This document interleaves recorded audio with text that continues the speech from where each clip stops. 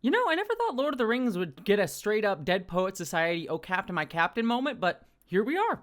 Hello, interwebs. I hope you're all doing well because I am here to review the 5th episode of The Lord of the Rings of the Lords of the Power of the Rings, Season 2. This episode titled Halls of Stone. As per usual, I am going to kind of stay fairly broad for a minute or two here, but then I'm going to go into the specific sections of the episode in full spoilers, so just know we are going to get into full spoilers in just a moment. But broadly speaking, I think this episode was another one of the strongest episodes of the season so far, but it has like a really interesting split for me because we have, as the title of the episode kind of hints at, a really strong focus on the dwarves, which I think, besides the Sauron stuff, which is also a good highlight in this episode, is the strongest stuff of the show. I think what is here is really, really good. I think moves along a little bit fast for some of the story beats that they want to hit here, and I think that that's evidenced of the streaming era of TV that we are in, where everything either moves at a glacial pace or just like speeds along really quickly. And I think we kind of get a little bit of too quick of a storyline here with the dwarves. However, it is very effective in what it's doing. And then we have the Sauron stuff, which I also just think is some of the best stuff the show has delivered, hands down. And just the manipulation of Sauron in this episode is a lot of fun. And I think just getting to see into who Sauron is, and we get to be on his in on his manipulations in a way that we weren't in season 1, where we didn't know who he was, just adds a whole lot more fun to everything. And this episode really nails that. And I think there's just some scenes where I'm like, oh man, you manipulative bastard, you. And it feels like a perfect depiction of what I would want a Sauron character to be. But we have those two things, but then we are also still saddled with the Numenorian politics and a whole sort of bit with that. And while I will say that this episode is not the worst episode for the Numenorian politics, I think that still lies in the they took our jobs of season 1. Everything in this episode just feels so rote, and I could easily see every single plot beat before it happened. And the characters come across, for the most part, as fairly cartoonish and fairly simplistic, especially the sort of villain characters of that storyline, it's really hard to invest in.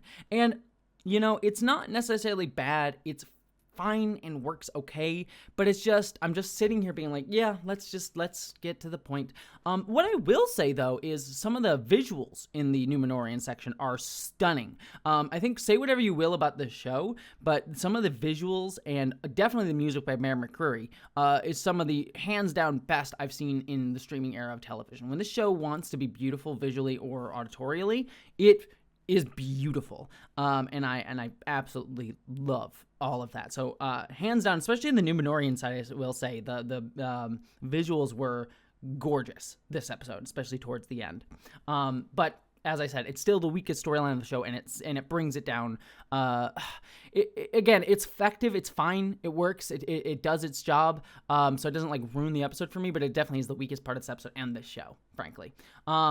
Anyways, let's start talking specific. So full spoilers getting into here. Let's start with a positive. We'll go to the negative, and then we'll go end on a positive. Starting off with the dwarves. I really liked seeing Durin the Elder sort of like come in with the ring and being like, this is where we need to mine to get the sun shafts. And I think this is actually a really effective way to show the power of the ring, because, you know, I was listening to some reviews and other people talking about the show, and people were like, there's not a lot of concrete magic, like, I don't understand exactly the rules of the rings or anything like that, and I'm like, that's kind of the point of Tolkien, though, and The Lord of the Rings generally, is it's not a concrete magic system. We don't know all the rules and how it all works. It's a very soft magic, and you're not supposed to know any specifics. Like, you just get this idea in Lord of the Rings, the books, where it's just like, yeah, the Ring of Power corrupts people, and also people want it to be able to, like, help run their kingdom and defeat Sauron and think they can use it, but it's like, it's an invisibility ring. It's powerful, but like, how would that actually work? And so it's sort of a very, but that's not the rules that this is working on in terms of how it depicts that. And I think here it's a really great way of depicting like, hey, this ring has the ability, as Durin the Elder says at one point, to like see all the ore in the mountain and everything, and it's but a thimbleful. And it goes to this greed that, you know, sometimes the dwarves get highlighted with, like think Thorin and the Hobbit, both in the book and the movie, though the movie's did him dirty, I believe. But like a greed that's sometimes characteristic of the dwarves, but it's heightened and accentuated by this ring.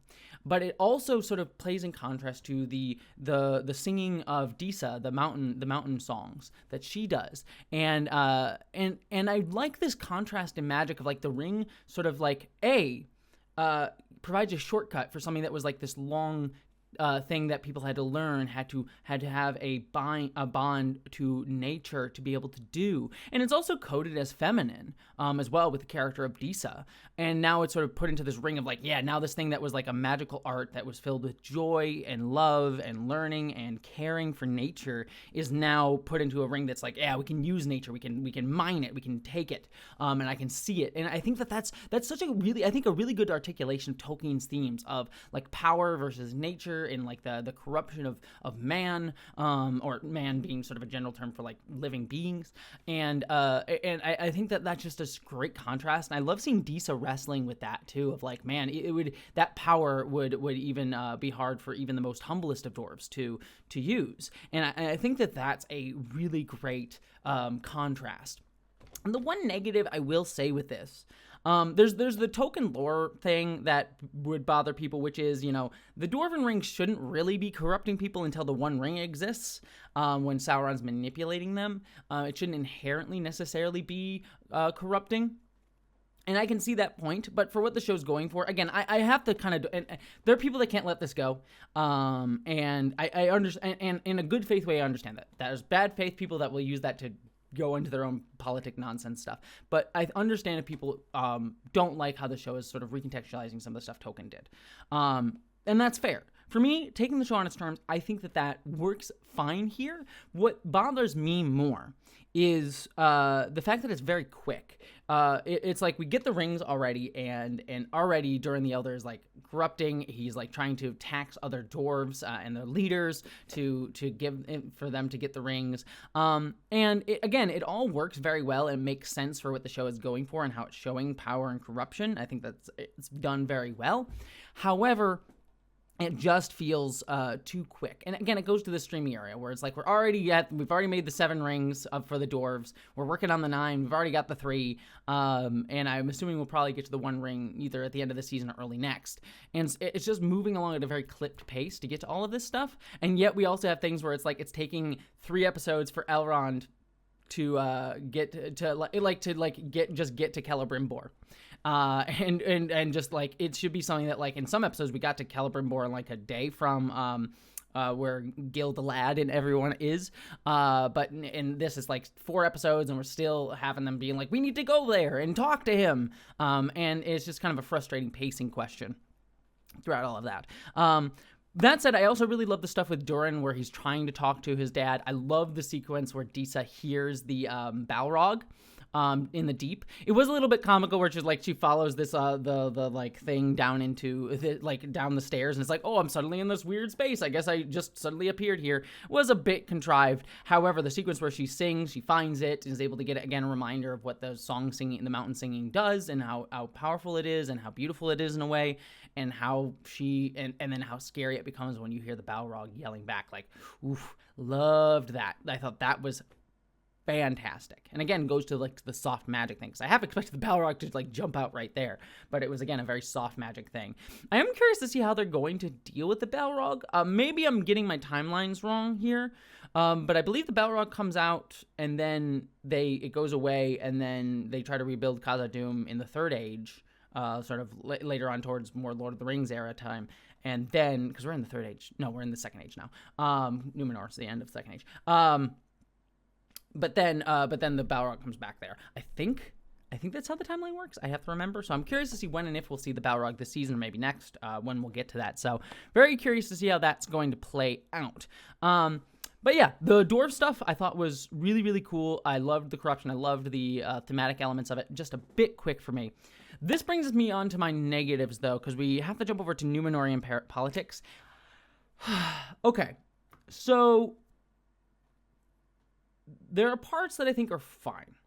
The stuff where we get, Elendil's kids being like, I'm doing this because I believe in Farazan, and how dare you manipulate, like his daughter's kind of going through all that, and it's like, I protect you. It's like, it's all fine, it's all good, and this like, oh, people loyal to the queen are forced to resign, and we get this, oh, captain, my captain moment with Elendil as well, where like all the people like are resigning, and he resigns as well, and they sort of say, oh, captain, my captain, I still believe in you, like you're the true spirit of Numenor here.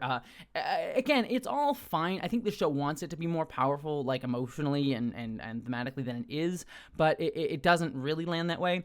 And part of the reason is we get characters like Kenem, or whatever his name is, the little like shit-stirring guy throughout the whole episode, and he's just a frustrating character, because he, like, there are times when shit-stained middle manager type characters who just want to like use their whatever power they have to like hold it and lord it over other people are kind of interesting and fun characters, but he is just such the most bottom of the barrel rote version of this character that it's just like, I just want to punch you, and I don't find any enjoyment in watching you. So when we get to the end of the episode where they're at this temple, and again, this idea of like, oh, we're ruining the traditions of Numenor, we're losing this culture, I thought that was a fine idea. And there's some beautiful imagery here with like the water and the leaves. I thought that was wonderful.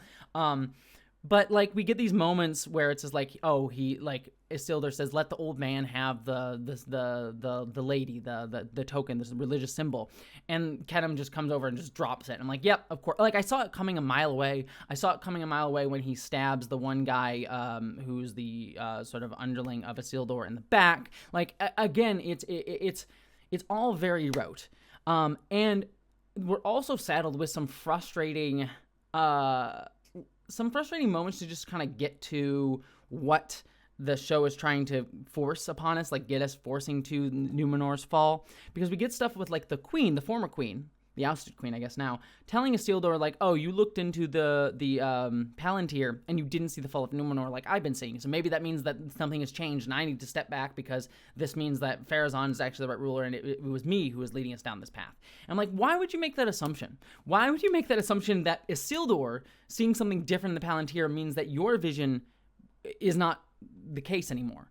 That it wouldn't be showing him something different than what it showed you? Why would you expect it would show every single person the same exact thing? It was just a weird forced beat of like, she's just making this assumption that has drastic consequences, I believe. Just so she stays on the sidelines, is just really frustrating, and just there to sort of give Isildur this, oh, I gotta remain the calm in the storm sort of thing, and give him that arc for this episode. But it doesn't land, and I'm just sitting there being like, why would you ever assume that? Why would you ever assume that? So yeah, everything with Numenorian politics in this show, it oscillates between being fine to just frustrating. And it does not hit the lows as it did last season, where it was real bad at certain points. But it never rises above fine. And it is frequently not that. So yeah, that's the weakest part of the show for me as we go here. But moving on, going on to, let me just briefly mention the elf stuff here, because we get a little bit with Elrond and Galadriel and Gil the Lad, which is what I'm calling him now. I call him Gil the Lad. He's my boy, Gil the Lad. Loved his outfits, by the way. Just the costume, beautiful. Loved his gold. It was very nice. Anyways, and just small stuff here with Gil the Lad choosing to, trying to debate whether he should go and possibly fight Sauron with Celebrimbor, but then also Adar is on his way as well. So there's sort of that debate going on. And obviously making the tragic mistake of going after Adar, especially after what we learned at the end of the episode. And Elrond coming in and doing the same thing, like, we need to change the course. We need to go there. This is the important thing. And Elrond's just in that position as a character this season where he's just like, he's always saying the right things. He's always correct, and no one listens to him. Poor Elrond, my friend. That seems to be your lot in life this entire season. No one listens to you. But yes, we also get at the end of the episode Galadriel getting pulled in with the orcs and meeting up with Adar, and Adar saying he wants to form an allegiance with her. Really like this. I think that's an interesting direction, because where I see that probably going is like she trying to broker a peace and an allyship between them, but then that not fully working because Gil the Lad just comes in and just attacks Adar, and now he's like, I have to go after you because I tried to make an alliance, but like I gotta fight you because you're killing me right now.